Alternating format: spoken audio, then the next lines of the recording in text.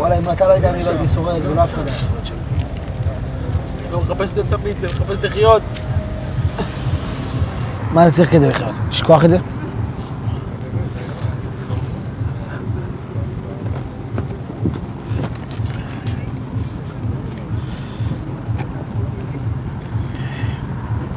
אני אוהב אותך רצח, אחי. תודה על מי שאתה, מה שעשית שם.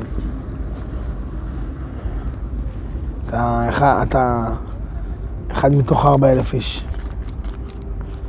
הציל מאות אנשים. אני אוהב אותך רצח, אחי.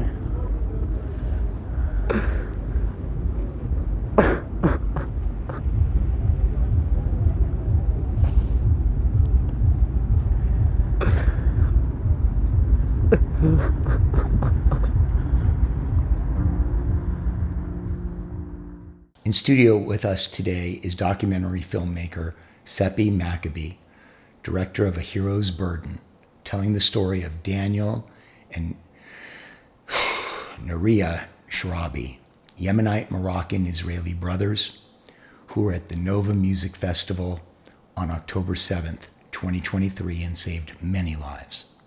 Breaking news as of this taping, a peace deal between Israel and Hamas has been reached, and the hostages are set to be returned Monday or Tuesday. Daniel's best friend Yosef has been held hostage in Gaza for 2 years. We will hear from Daniel, who will join us from Israel a little later in this show. Thank you for having me here today. It's a historic day, and it's with divinity that we're here on this day to talk about this film and Yosef, who we've been holding space for and remembering every single day for the past 2 years. I have to tell you, last night I watched your documentary, and it took me 4 hours to get through it. It was the single best documentary I've ever seen in my life, and it's not close. It isn't. It was breathtaking. I feel like I know these boys. Okay? Like, I just love them. And that's what you did. And you brought a light to this issue that no one was talking about, that no one saw. The trauma. The work just begins when they get home. Okay? Yeah. They'll never be the same. Ever. We can get them better and thriving, and that's all well and good. And that's going to happen. But but the process needs to start immediately in getting these guys straight. It has to be. The thing that we felt, the thing that I felt when I met these boys right away was their pain. I met them a month after October 7th. They were in LA because one of their friends had bought them a ticket to get out of the noise of Israel and come here and just get away, simply. And I met them at a gala that a local nonprofit put together called Mama Nonprofit. And I saw Daniel standing in the audience. And we had about 300 people at this gala. And on my life, there was light coming out from him. He was shining. And I went up to him, and I knew he was a Nova survivor. And I said, hey, do you want to come up and share your story? And he got up on stage. And he spoke. I don't think I heard a thing he said. I just felt his pain. I felt his pain, and my sister, who's a psychiatrist, was standing right next to me, and she said, these boys need help right away. Right now. Right now. So you're absolutely spot on, and that's still the feeling. They need help right now, even though it's been 2 years. It's been an intense few days with the impending peace agreement. How are you feeling, and how does this news affect your documentary? I am stupidly hopeful. I've never given up hope on Yosef and the hostages. I knew that they were going to come home alive. I really did. I feel so connected to Yosef, and I felt that he is alive, maybe through the power of Daniel and Neria and their family and their faith. The news is such a relief because we're finally going to have a bit of de-escalation here in our community, across college campuses. And we can start to rebuild and we could start to heal a little bit. Can I tell you what got to me most is the love of Neriya and Daniel for each other. It was so beautiful. I've never seen anything like it. It's so touching. And you can see how much pain Neriya has. It's heartbreaking. His pain, as it's portrayed in the film, has gotten a lot worse. And his pain... It's going to get worse until it gets better. And there's And the only way it's going to get better is if he gets top-notch care. Top-notch care. Remember, there's a lot... Ask your sister. Yeah. There are a lot of well-meaning therapists, psychiatrists, psychologists out there. Very few can help anybody, unfortunately. He's got to get top-notch care. All of these kids do, and all of the kids who were at the Nova Music Festival need to. This is a must. It's a must, and what people don't realize about the Nova survivors is they were not in shelter when these atrocities happened. So when the rape and the killing and the dismembering, I'm sorry I'm saying these things, but they saw these things live in front of them. They were not locked up in a safe room. It was happening right in front of them. So Neria, not only does he have trauma from what he's seen, but he also was fighting back for 8 hours, and he killed a lot of terrorists. And do you think he is... How do you think he feels about killing the terrorists? There is a reason why he never said it in the film himself. You understand? He can't say it. Because Lisa and I were speaking, and she said he felt,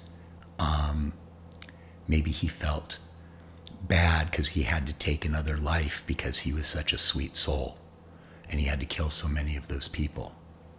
And I looked at her and I said, honey, he's upset that he didn't kill them all. Neriya is a beautiful human being. His soul resonates through the film. He never celebrated. He doesn't want to be a hero. Right. So I don't know how to answer your question. Did he feel like he should have killed more people, terrorists who were coming to kill them? Not should have. What? Not should have. Wished he would have. Yeah, because that would have saved his That's friends. Correct. That's correct. That could have saved Yosef from being taken. Yeah. There's a lot of pain. He won't talk about it, Richard. The fact that young boy, that young man, went ahead and did what he did with the lip balm. I mean, who thinks of that? It's unbelievable. It's unbelievable. So there is a moment where the gun is jammed. They finally get into the tank. They take out a gun.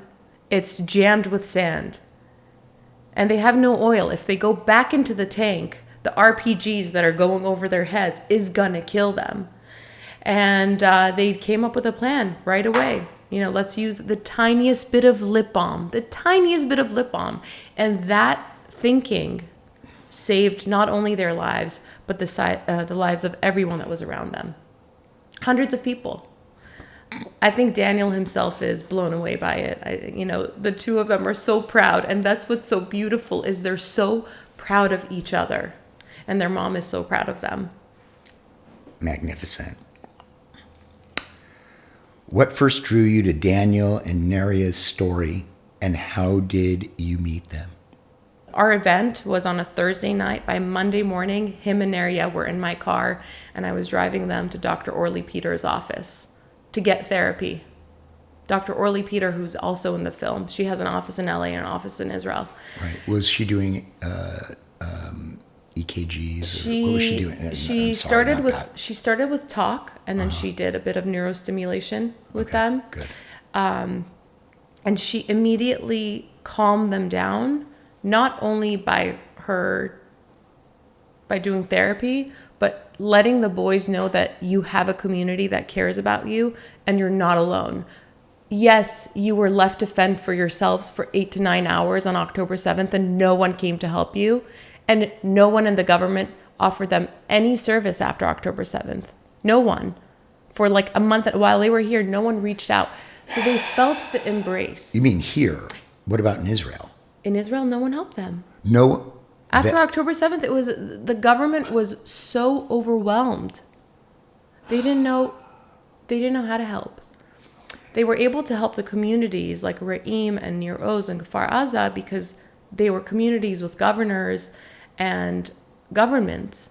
But the people of Nova were kind of spread all over the country. How were they going to find them? There's still, there's still a massive effort to try to give help to the survivors of Nova. So that's how I met the brothers. And they asked me after their therapy appointment, they said, so what do you do? I said, I work in, film and television. And they said, oh, can you make us a video for TikTok? I said, okay. They wanted a TikTok. We want the world to hear our story. And can you come and make us a video for TikTok? So the next day I went to their house with my video camera to get their interview. And the trauma was palpable. They were smoking pounds of weed. There was literally like 3 pounds of weed on their table. They were just, the substance use was alarming. They have to. They have to. They have to right now. Because that's them self-medicating, especially when they don't have top-notch treatment. Yeah. Once they have top-notch treatment, that doesn't become an issue any longer. Yeah. All right. How did you earn their trust to film such intimate parts of their story and trauma? I never wanted to make a film. So it just came from the TikTok clip. Like once you were there. I earned their trust because I went into it to help them. Does that make sense? Stop. You went there with the heart of a servant where there was nothing to get, only to give? Yes. Yeah, I understand that. Yeah. Uh-huh. And I knew in my heart at any given moment, whatever I did, I would have to burn the tapes. Like if they came to me and said, we don't want to do this anymore, this is too much, I'd burn the tapes. Exactly right. Anything. There were scenes that they didn't want. We shot a lot of stuff that any other filmmaker would, be doing, anywho, it was really powerful stuff that spoke to their PTSD, but we burned the footage because they didn't want it in the film. Good for you. Good for you. That's kind. It's for them. And appropriate. Thank you. Were there any moments when you or your team had to pause for your own mental health to process what you were seeing in filming? It took me 3 months to look at the footage that we first shot. 3 months. I could not open my hard drive. I could not. I handed it over. I gave it to my amazing partners at Special Order. They uploaded all the footage. It took me 3 months. And Daniel was like, so how's your edit coming along? I couldn't look at it. It was so painful. The scene where Neria broke down at the club. He just had to go. Where I knew that nothing was ever going to change. I knew it. Going into that night, I knew that something was going to happen. And I wanted to be wrong. I wanted to be wrong. I hoped that they would go in. The guilt was too much. The guilt was too much. He couldn't be there. Yeah. While after the people had died and after people are still there, he couldn't be there. He thought he could. He knew he had to try. Okay? And he couldn't do it. That's all that was. He said he saw the dead bodies. Yeah. How did you decide, with all that you shot, what footage to keep in the film? Flashbacks are repetitive. What I learned from the brothers, a flashback is the same visualization of something that you've seen over and over again. And in spending time with them, I realized that there were a few moments that they really were affected by. It was the moments around losing their best friend. It was the moments about fighting and shooting every 60 seconds. And it was the moment where they had the bloodied young individuals that Daniel helped save. Those were the triggers. Those were the flashbacks. So I honed in on their truth. And we focused on that imagery. And the audio, we have hours and hours of audio footage of Daniel on the call with his commander who's telling him how to fight. But the thing that stuck with us is shoot every 60 seconds, because they had to count every 60 seconds. And it was this relationship with time that they had to play with to save their lives on that day. So we kept that alive, shoot every 60 seconds, because every 60 seconds they knew they had earned another second, another minute of life. I didn't know why they did that. The reason that I've learned from Daniel is it's a rule of war. You shoot every 60 seconds so that you're not blasting through your bullets and you're keeping your ammo. So you're stretching your ammo, and you're also letting anyone who's coming to get you and No, you're still retreating, good. you're still there. So don't come, because we're going to shoot. And this turned into a huge point of contention between Daniel, Neria, there was another gentleman, Daniel Bangozi, who was in the tank with them, and the police officers that were around them. Because the police officers were saying, "What are you doing? You're wasting ammo. Stop it. Stop shooting." And I've become good friends with one of the police officers who was there. She's just the soul sister. And this is one of the issues. She's still holding on to that fight with Daniel. Because she told him stop shooting and he didn't. You understand? The level of trauma is so beyond understanding for the people who were there and experienced that. And they're holding on to it. Yeah, always. They're always going to hold on to it. But what happens is it can minimize, and it gets better and better and better and better and better. And that way you're not stuck and frozen and a failure to launch. None of this happens after treatment. It just doesn't. Okay? Doesn't mean you're not going to have difficult moments. Yeah. It doesn't even mean you're not going to have a bad day. But it does mean you're going to have a life that you can be proud of. That's what it does mean. I hope so. What did you learn about resilience from the boys, Daniel and Neriya? If you have faith, and if you are mentally strong, and if you have a community around you, then you could do whatever you want. You could accomplish anything. Yeah, the best part of their support system was their mother and their aunt. And then even when Neriya goes to Noam's house to tell Noam's mother and Noam exactly how their father saved hundreds of lives, that put me on edge. That was more than I could. That was a half-hour break for me. That moment was so hard to watch, being in the room with Neria and Noam and Arthur's wife and their other children who you saw sitting around them and their adorable dog.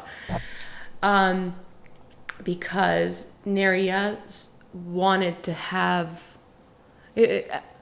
It was clear to me that this was a trauma bond. And he was so deeply connected to this young girl, and he wanted her to be a part of his tribe and his life. It was God. He kept on saying, this is from God.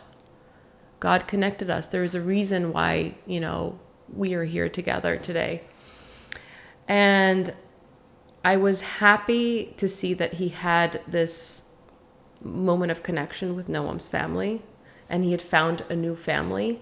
But I was also really scared for him because I realized that he was falling in love with Noam, and I wasn't sure how much that was going to be reciprocated because Neria was in a really dark place. Right. Is Neria and Noam together? They're not together anymore. Okay. And it's okay because their families have become really close. Very good. So Noam's mom and Daniel's mom are good friends. They see each other all the time. They're in each other's lives. And in the scene, Neria says, "You are my family now." Yeah, and that's right. That's true. And I think it's probably better that they're not a couple. However, Neria is now in a relationship with a survivor of October 7th, another young woman who survived the massacre in, I believe, near Oz, which is one of the communities that was massacred, and they're living together. So How's he doing now? He is having a hard time with getting help. He's having a hard time with processing the trauma. Unlike Daniel's been able to move past it and start school and go, they started a nonprofit organization. Neria is stuck. There's days that I've called him, like 2 or 3 o'clock in the afternoon, Israel time, and he's just getting out of bed. How old is he? He's 23 now. That's typical for 23-year-olds. Yeah. I hope you're right. I hope it's not the PTSD. Oh, it's definitely the PTSD. I'm yes. just saying the sleep isn't definitive or determinative. So he refused therapy for a long time, Neria. And he didn't think, and he says it in the film, he doesn't think that anyone could help this level of trauma. That's How right. could you treat this level of trauma? You've never seen anything like this before. He feels like no one can understand him except his girlfriend who was there with him and experienced October 7th.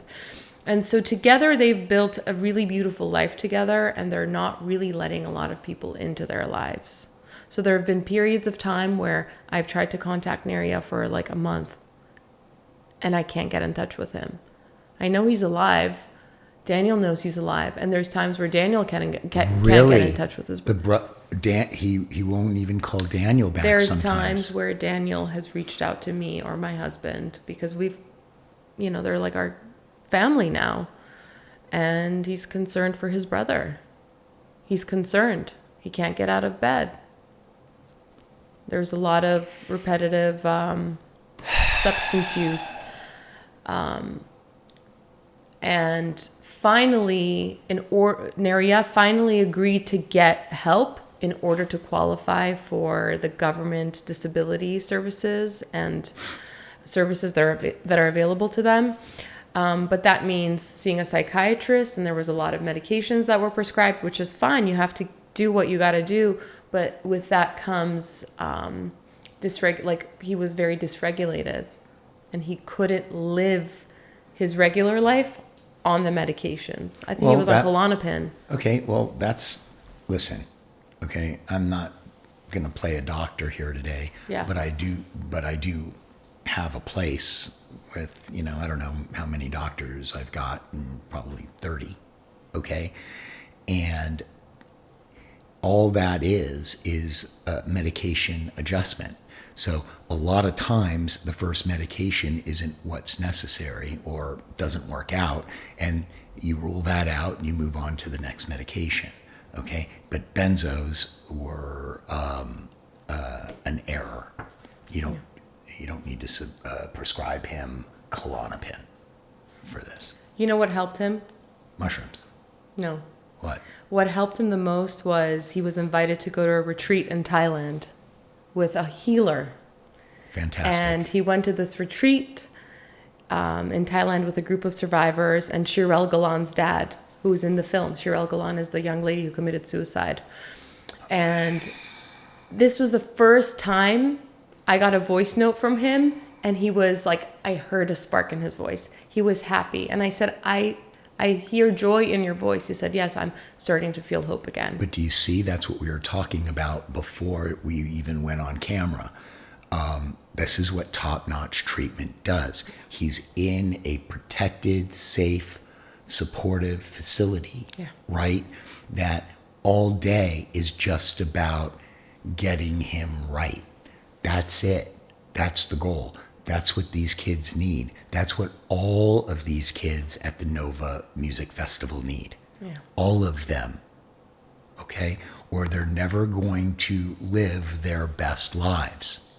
Okay? They're never going to thrive in the world unless they get this thing handled now. All of them. All of them. Yeah. Yeah. Sepi, how are you doing after dealing with this for 2 years? I mean, you must be drained. I've learned that there's such thing as secondhand trauma, for sure.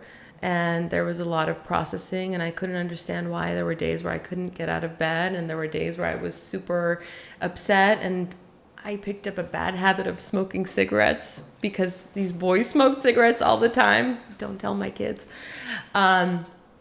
It was really hard. It was a really emotional process. I never expected to go through anything like this.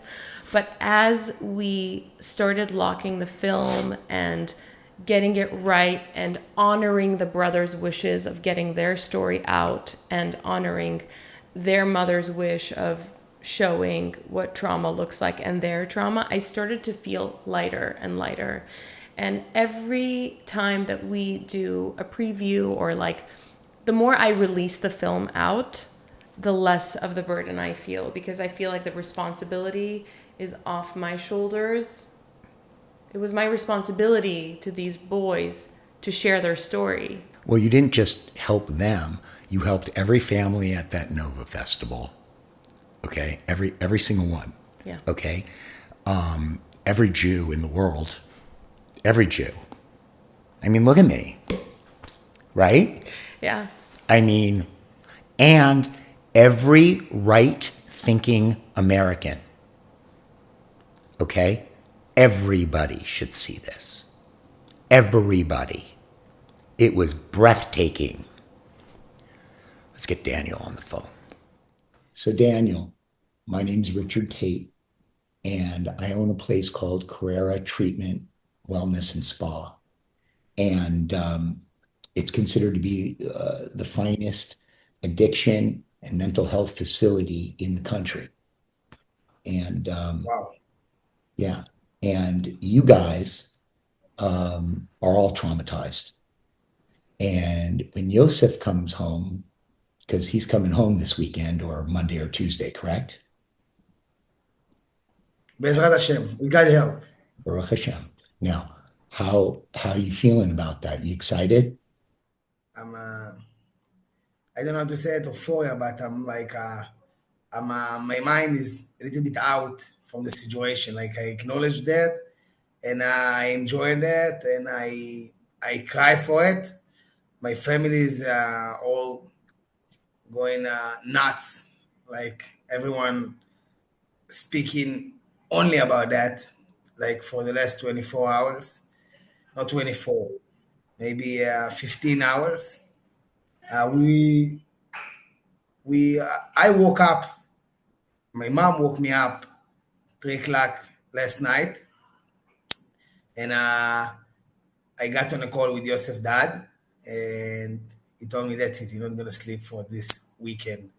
And I told him earlier, and I told him I'm coming to you. And we went to Yosef dad with the family, with the small family, and we spent some time with them till the morning. And I got back home. I slept 2 hours, and I started there again. We have the event here. Can I tell you the part about the film that really got to me? Yeah. The most impactful part was when somebody asked you in the film if Yosef was still alive, and you snapped back and you said yes. Right? And for me, in that moment, I was like, he doesn't know if he's alive, but he's, and then I caught myself and I was like, he is certain he's alive. What was that process for you? How could you get your head around whether he was alive or not? And why did you land on absolutely he's still alive? You believe in God? Do I believe in God? Yes. Absolutely. So I know God because I saw him in my own eyes. Probably you had a lot of experience in your life, but he was protecting me for 20 for not 20 for 12 hours and block bullets, thousands of bullets for me in RPG missiles, and maybe 5, 6, 700 terrorists that surround us, and I'm still talking to you, and maybe 25 of my friends dead, and dead when they are 22, 24, 25, 27, 28, 35. My best friend is a hostage for 2 years. We actually didn't stop talking about that Yosef still in the party. It's not funny, but it's bleak humor that you got after that. It's Yosef still party since October 7th, since Simchat Torah. It's the holiday that we went to celebrate of 2023. It's 2 years. It's actually 2 years. Like 2 days before, it was 2 years, uh, and I believe that God couldn't do that. Couldn't kill him. You have to be alive. The clip on March, I think it was March 3rd. Was that what it was? March 3rd? The first one, the first Sign of Life? Yes. I believe it was March 3rd. Okay. The first video of Yosef Sign of Life. Yosef looks so strong in that. And after a year and a half at that point, right? The character of him was, I can see why he's your best friend. Tell me a little bit about Yosef. Before I will tell you that, every time that we got Proof of Life, big one, it was in a meaning point for me, for our group, for our community, for our nonprofit. March 3rd, it was the first video, and it was 2 hours before the grand opening of the center. We have community center, resilience center for mental health. You say that you mentioned that you have something very big in America. So we have not big enough, but we have it in Israel.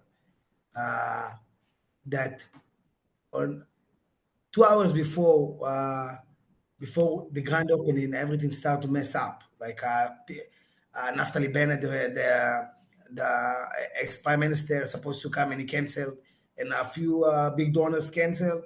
And then I was saying, God, listen, I did my best. Now it's your turn. I'm shutting down my phone, and that's it.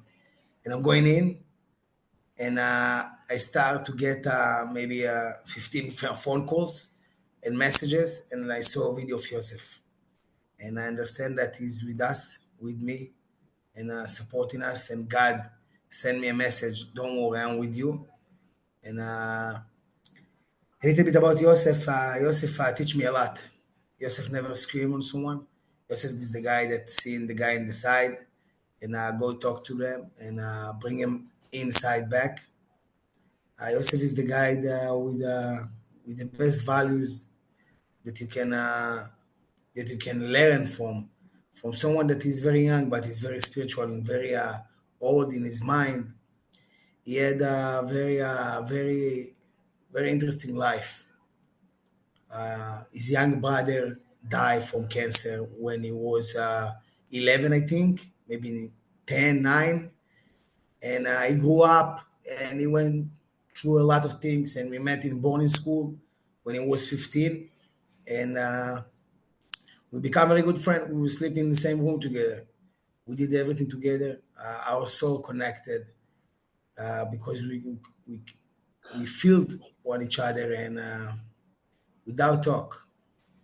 Yosef teach me a lot about life, a lot about how to act to people, how to be human, how to communicate. He's my teacher how to communicate with people. How's your brother doing? Much better today, thanks to Sepi and their group that's supporting us a lot. I can tell that my life physically, I helped to make it after Nova, but in the soul, in the mind, our group helped us a lot, and my brother got into a big regress. He went back on his trauma, like the first day, 9 months ago, and start to go down and down and down. When someone diving down, uh, nobody can help him. If he doesn't help himself, That's not true. he can do nothing. On my life, that's not true. I swear to God. You Most can be there for them, but if they don't want to get out this hole, black hole, there is nothing that will work for real. Let me tell you what I want to do, because I saw that film last night and I feel like I know you. Okay? I don't know if it's because I'm Jewish or not, okay, that I went to an Orthodox yeshiva day school or not, okay? But I noticed everything. I noticed the tefillin while he was smoking cigarettes, shaking like a leaf. I noticed you walking with your tzitzis. I noticed everything. It took me 4 hours. I watched this thing frame by frame. And I have to tell you that the only way you get from here to thriving is with top-notch treatment. I don't mean a little therapy here and there. I mean top-notch treatment. Now, I've got a place. What? Explain a little bit more about. Okay. Well, that means you go to a place, and I was hoping that the three of you would come to Carrera as my gift and stay as long as you need to. Now, it's very expensive. It's $182,000 a month. I want nothing from the three of you. Nothing. The only thing I want is for you guys to show up together, cracked open, and ready to go. I want you to be open. I want your heart open. And I just want you to have a possibility of this can be better. We'll do the rest on my life. There's nothing to do other than stay open. If you're open, everything works out, because then the struggle, right now, it's a struggle. I don't want the struggle, because when you're struggling, what happens is you can't thrive. You're spending all your energy just trying to get through the day, not build a life that you can be proud of. And this is one of the most horrific things that has ever happened in human history. So you can, it would be impossible for someone not to have trauma. Okay? And my fear is when Yosef gets home, he's not going to go immediately into treatment, okay, and get well immediately. Now, I know you got to do your things and you got to catch up with family and everything else. But at a certain point, a week or two in, whatever that looks like, okay, the wheels are going to start falling off. Okay, you start going off the track. And it would be an honor, truly, an honor and a privilege to have the three of you to take care of you like you are my own boys. Can I say something? Yeah. Yesterday we were texting with the producers, Daniel, when we got the news that Yosef is coming home. And one of our executive producers, Sue, said, those hostages are going to need love and there's so much pain. And I just wrote without hesitation, we're going to take care of them. I didn't know how, but I knew that we are going to take care of Yosef, bemet, in truth. And I come here today, and Richard says, I'm here to receive. And this is the gift of accepting and believing the doors open. I agree with what you say, Sepi, and you too. Without God, there is no way. When there's something to lean on in your life, it's much easier when you're without nothing. It's why my faith, I believe that helped me a lot every day. Also today, in Chol HaMoed we're not putting tefillin, and I was looking to something to do to be grateful, because it's like it's one of the biggest day in my life, in my new life, and I didn't have nothing to do, and I don't have power to pray all the prayer and all of that. When I'm doing tefillin, it's my thing, and that's it. So I spoke with Yosef Dad, and he told me, "Don't do tefillin. You can't do tefillin, but you know what? Do mizmor todah with everyone. It's a prayer of thank you, of Tehillim." And we sat all of us together with Yosef Dad on the phone, like 60, 70 people here in the main part of the event. And it was, for me, it's not a closure yet because Yosef is, he didn't left the tunnel. I don't know, the place that he's staying now in Gaza. But we know that a new chapter in our life start a few hours ago. The only thing that can give a little bit hope, not a little bit, a lot of hope to this country, is the hostages. Life or dead, to bury them, to bring them back to their families. Like me, I'm a very good friend of Yosef, but maybe 60 people was here tonight, maybe 45 people of the 45 of them know Yosef, friends with them from a part or two in life, and all of them feel every day they see something, they remind themselves that is there and we are here. We can heal as a people after Nova when Yosef is there, and I will do my best. This does not exist, not for me at least. And the only thing that can change it is the deal. Even that we not agree about part of the things, and if they don't want to see a Hamas terrorist that was on October 7th and was trying to kill me and got in captivity, going to their homes and start to make it again and plan it again, I don't want to see it. I want them to be dead or in prison at least. But this is the price that we have to pay, and this is the best decision that we can do. This is the moment, 2 years after, we have to finish it. We're not America. We can't fight for 10 years. We have to stop it because we're losing people for two wars. Wars in the battlefield and a war behind the battlefield for our soul. We lost more than 65 soldiers that committed on suicide. Why did you agree to do this documentary? What did you hope to achieve with this? I start with no expectation, with none of understanding what I'm doing, and I slowly, part by part, I understand and I find out the meaningful and the mission that came out of that, and the help that will support so many people. 2 years after, I'm much older in my mind, in my experience, my record of what I did and what I'm doing, and I know now that I will tell you a story, and you will understand everything.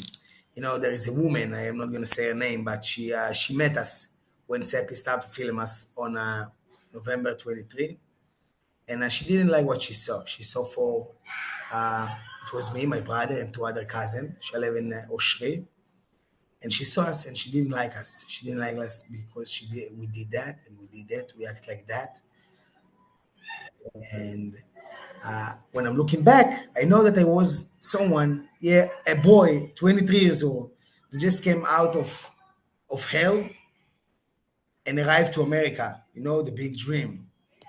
And when I arrived, we surrounded by tons of people that was take care of us and trying to protect us and all of that. And we just was young people and we did some mistakes. And she didn't understand that. Few weeks, month and a half ago, she was in their first private screening of the movie, and 2 weeks after, I arrived to United States. I arrived to LA, and she's a very, very good friend of someone that helped us a lot the organization and personally, and his wife, sister, she take care of us a lot over there and till now. And he came to me and and he told me, listen, she keep talking to you, and she feels sorry that she think about you like that, and she great for what she thought about you, about what you did. She didn't understand, and the woman came to me. We had an event, and she told me, "Listen, it's not right. I didn't know what you had been through. I don't know what is PTSD. You have to explain to people because people don't know. We don't have the we can see it. We're not seeing that every day. It's not something that we see, and I understand now, and I'm sorry." And she helped us a lot.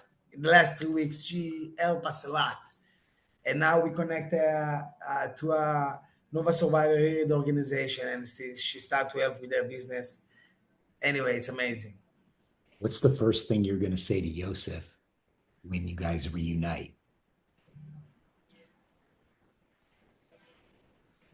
I was thinking about it a lot in the past 2 years, and especially in the last few hours. I was seeing very good friends of mine, people that was in the party and was with Yosef, and I can't think about nothing except from sorry. Slicha. I don't know what to say. That's it. Only slicha. Sorry. Sorry for intro this to you. Sorry for I wasn't with you over there, or that we all back home 2 years ago, not now. And that's it. Does Yosef know you're alive, do you think? I don't know. I don't know. I really don't know. I don't know what to think. I don't know what he know. I don't know what everyone knows. So many people waiting for answers. I have like 1,000 messages waiting for me to answer. I didn't open my phone. I didn't answer to a message. Only to who wants me will call 2 or 3 times, and maybe I'm answering because so many questions that I don't have the answer for. The love that you have for your little brother is beyond, I don't even have a word for it. It was so emotional, okay, when you were holding him and you were telling him that out of 4,000 people, you were the one. You saved everybody. You did everything. You're brave. I love you. I mean, it was just, is that how do you feel about how your baby brother did that day? The Navy SEALs in America, they are the best team. The SWAT in Israel, they are the best team. My brother better than two of them.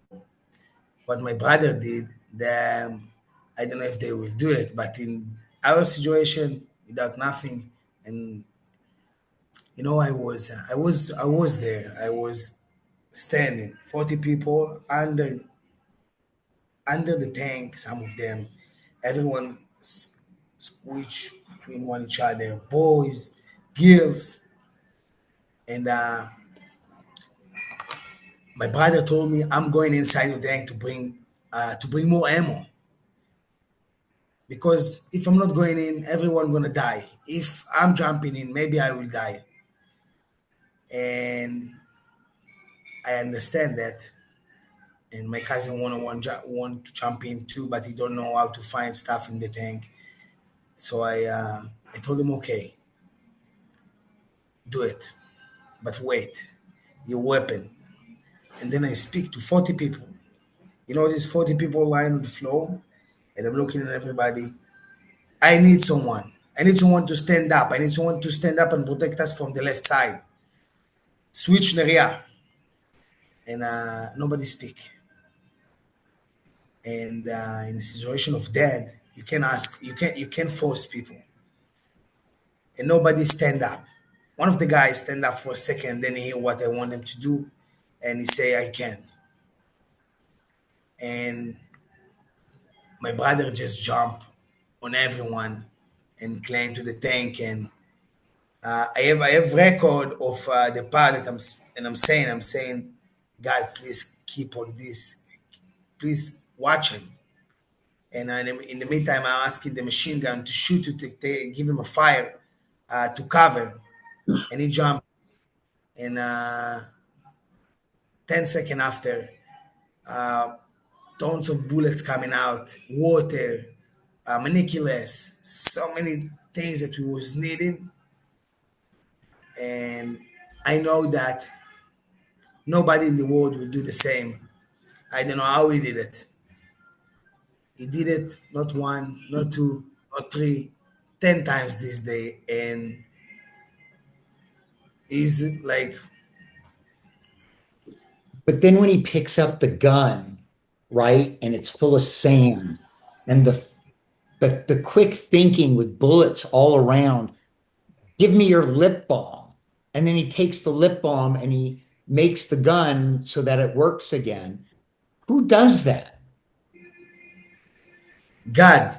This is what I'm saying. You think this? You think this is me? No, No, I knew this is the not me. answer.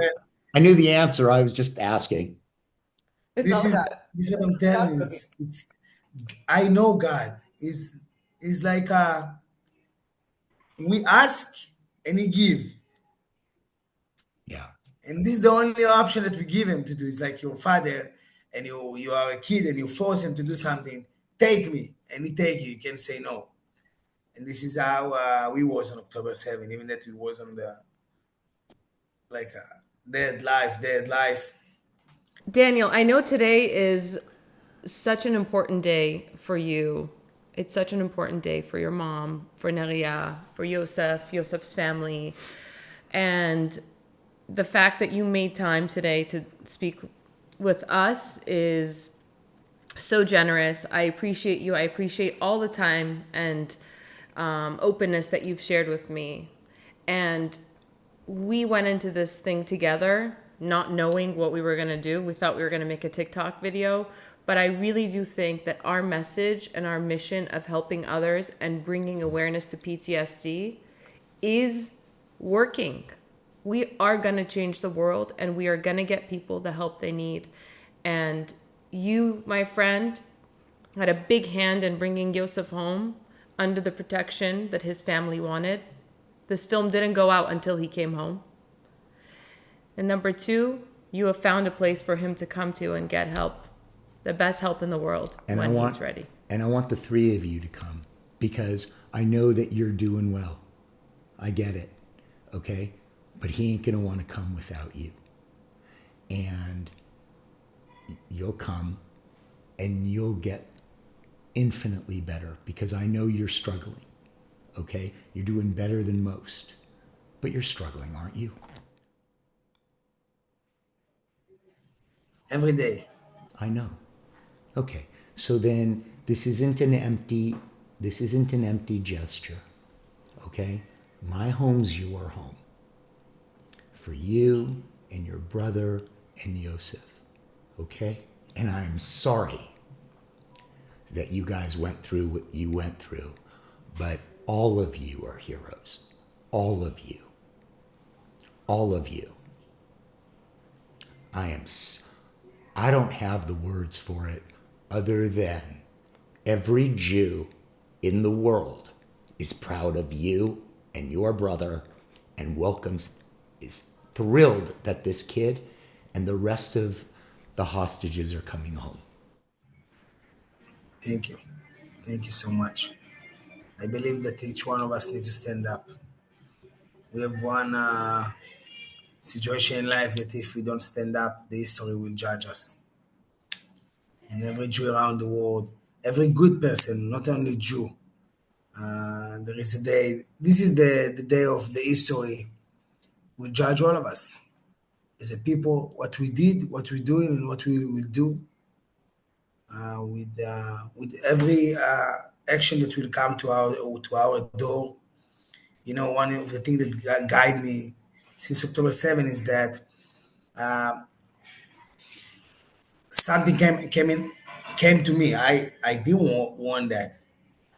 I didn't want to go to Nova to fight, to survive, to do that, to travel around the world. It came to me, and I understand that I have to choose. And on October 7th, it was to take the weapon and to fight, to help other people. And the day after, this is my action, the decision that I did. You know, I fight. I fight on October 7th, probably uh, probably more than anyone. It was Nova almost, and I'm proud to say it because I did it from a place very pure.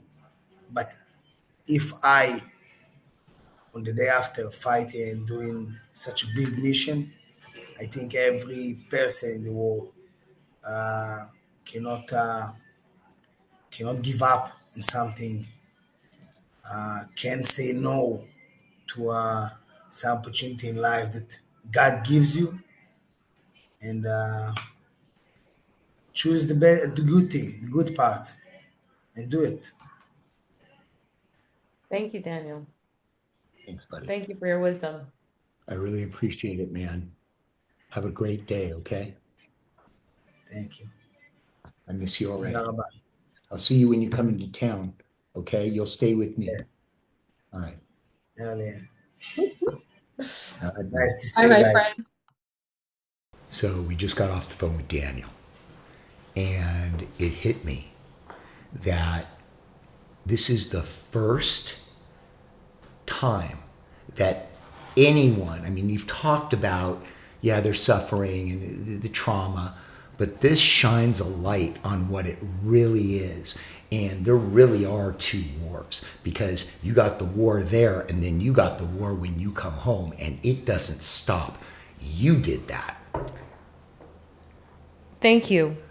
We need to acknowledge the fact that the mental health crisis that comes with war is something that we've always ignored and pretended that alcohol and a cigarette is going to fix. Always, with any war, with any soldier, with any veteran. There is an uptick in suicide rates across the globe, and especially in Israel. People are jumping off buildings. People are cutting themselves. Daniel is dealing with survivors who are suicidal and calling him for help. He doesn't need to be in that place. We need to embrace them, and we need to create a platform where we could help. Well, it's victims also of terror. healing. It's also healing for him to be of service, because you can't think of your own problems when you're being of service to somebody else. You can't. It's not possible. So it is helping him to do that.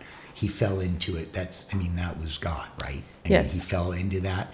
He didn't fall into it. He was directed into it, Yeah. because he's got the ability to empathize, not just from an outsider's perspective, but he went through it with them, and Yeah. he treated half these people. He did. Yeah. And he's at a point where he needs help. And Well, we'll see if these Yeah. guys will listen. You know, you can lead a horse to water, right? So if they show up, they're going to have the beginnings of their best lives to look forward to. Otherwise, this is the type of thing that gets worse, untreated, not better. absolutely. Absolutely. Yeah. Richard, thank you for paying attention to the subject matter. Thank you for acknowledging the film. Our mission is to focus on PTSD and the trauma that a lot of people in Israel are feeling and dealing with, and they're not talking about it. Everyone is kind of stuck on October 7th, and we wanted to look at what happens after October 7th, life with trauma. And this film shines a bright light on PTSD, and we hope that we can galvanize other people, just like we galvanized you, to go out and find a way to actively do something and help victims of terror and talk about PTSD. Once the conversation starts, then we could really make some true impact. Listen, I don't know if you truly even can grasp what you did here, because I know how it works. You just put one foot in front of the other, and then, magic happens, right? But this is a mitzvah for the world. Thank you. All right, you did great. Thank you. Thank you. Thank you for having me today. We are done. Thank you.